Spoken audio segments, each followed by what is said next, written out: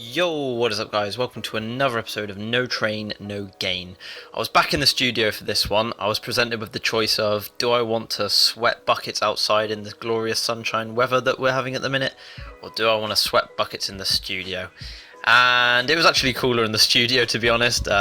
Seemed to get the aircon fixed in there. So anyway, this session, I had a few things in mind of what I wanted to do. It was quite a very thought out and methodical session. I started off with uppers. I spent a lot of time on uppers, and the main thing that I wanted to do today was really just conquer rollers. I wanted to just make surefire progress on rollers, because it's always been a problem for me where if I get them clean, it's more so by luck than actual intentionally doing it. And warming up with uppers is something that doesn't take me too long at all. And I quite like uppers. They're one of those things where on a good day, when it's going well, they're really fun. I guess you could say that about any kind of element of freestyle, but with uppers, like when you find your rhythm, it's really good. Now then, before I got into the rollers bit, I had to go at this reverse, I think it might be called a reverse Pavel roll. This is the one that I really struggle with, but I got it quite nicely there, which I was happy with. Around the back of the head, rotating your head, not the normal way for me, so I struggle with that one. And then moving on to uppers. Now, one of the beautiful things about freestyle I find is sometimes you literally just need to alter one thing, one tiny thing, and everything falls into place. And for me, that is what happened with this session. And I know these rollers here are unclean, but the fluidity of this clip I've kept in. And hopefully for any beginners out there, you'll see the difference in the clips, what is clean and what is not clean when it comes to rollers. You really don't want to be using your neck or your back or your shoulders, really. It should all really be on the head and the side head. So hopefully as the video goes on, you'll be able to kind of like understand the difference. And see that one there, that was clean, even though I'm scurrying away, and for quite a lot of these combos, I'm covering more ground than N'Golo Kante. But I digress. And somehow everything, like I said, it just seemed to click, it just seemed to fall into place, and the consistency of clean rollers was really on point for me today.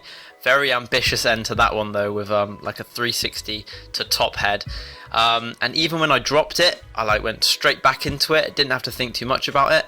And although I'm here speaking with a really stiff neck from yesterday's session, it was all gravy, honestly. Really surprised at how, when you kind of just dedicate your time to one thing, and it was just kind of like, I think for me the problem was always my starting position, and my footwork was not quite right for rollers. It was almost like my feet weren't quite prepared for the fact that the ball was going to end up on the same side that I started with.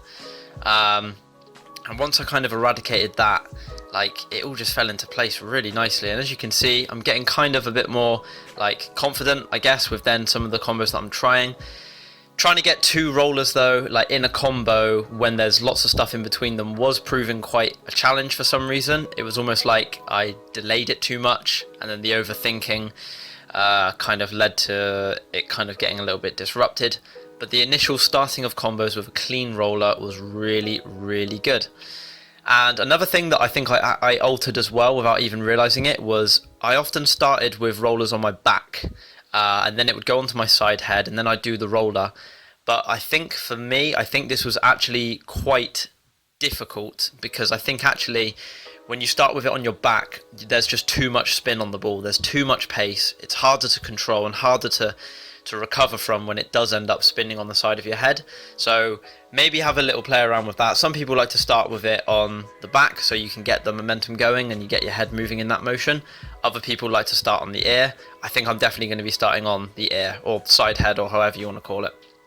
And then I moved on to my second kind of objective with uppers, which was to incorporate my left shoulder. Now, my right shoulder, as you'll see, it's not really a problem. I often do these kind of shoulder pops. They're not a problem, but not on my left shoulder. I just don't use it for uppers whatsoever. So I thought today, baby steps, we're going to start using that. And yeah, it's all done on the same side head, but I just wanted to get a feel for actually being able to pop it with my other shoulder, so maybe I could kind of alternate between them. Stuff like that is I think it looks really cool. Shout out to Gavin McKinney, prime example of making shoulder pops look stylish. And as you'll see, I went back to just kind of like trying to use the rollers as well in this as well. I couldn't resist them. Once I kind of got a feel for it, it was really hard to sort of keep me away from doing them. Throwing in stuff like random around the moon there and stuff as well. And one thing that I do actually quite like, even though at this point the style is kind of bad on these combos and they're not that fluid, the variety of them I still think is quite good. And for me, like back headstone stuff is something that I've quite developed over the last sort of few months, so that's something that I like to kind of throw in there as well.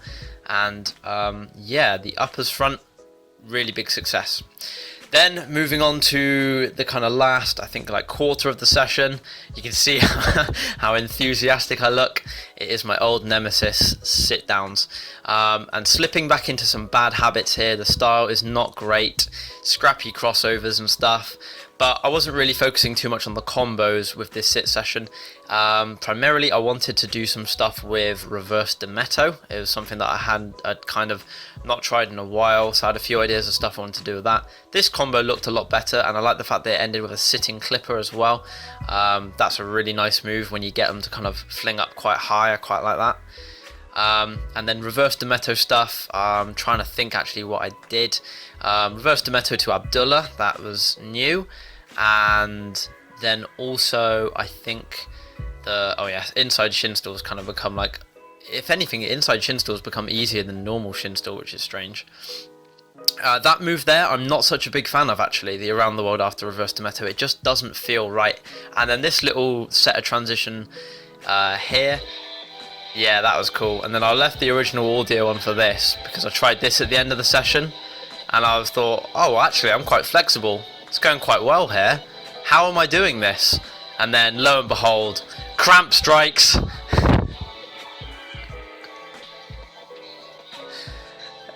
Yeah, that was like the worst possible time to be trying that trick. But anyway, that was my session. It was good to have a really kind of long one, and yeah, no lowers makes a change, I know, but was just craving something else. Hope you guys enjoyed this one, and I'll catch you in the next one. Happy days. Peace.